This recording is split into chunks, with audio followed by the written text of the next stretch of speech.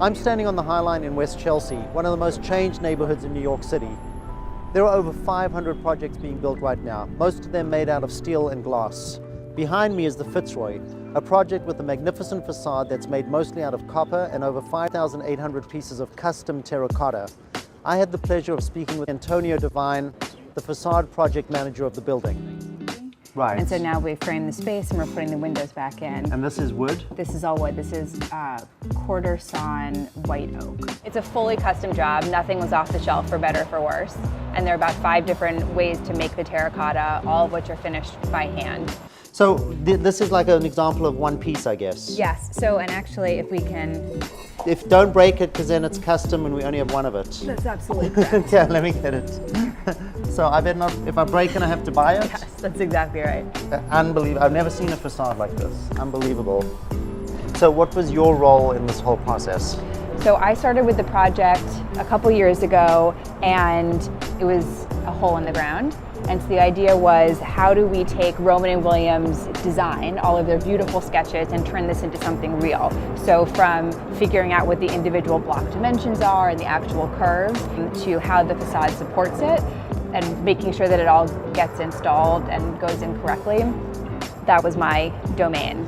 How's your industry evolved? So one of the interesting things that I'm seeing, both as an architect and as a developer contractor, is that the type of people that I'm working with changes every year. I think 10, 15 years ago, this was predominantly a white male industry. And now, both at the conference table and in the site, there are tons of women, or increasingly more and more women, people from different backgrounds, ethnicities, speaking different languages. It's really a melting pot. And what you're seeing on construction sites reflects what you're seeing in New York and in our global market, for sure.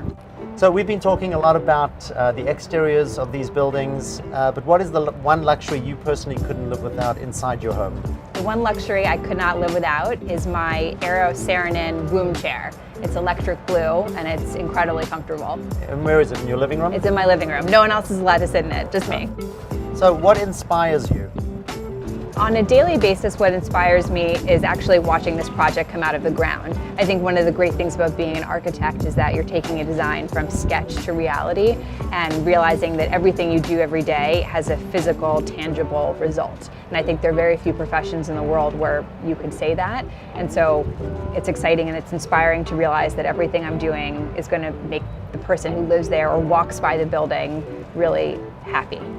What does the home of the future look like to you? I think it's going to look like anything that anybody wants. I think with all the technology and all the flexibility and how smart the industry is becoming, people can say, I want an old building with a totally new fit out, I want a spaceship. I think the sky's the limit, and I think the limit is your own imagination.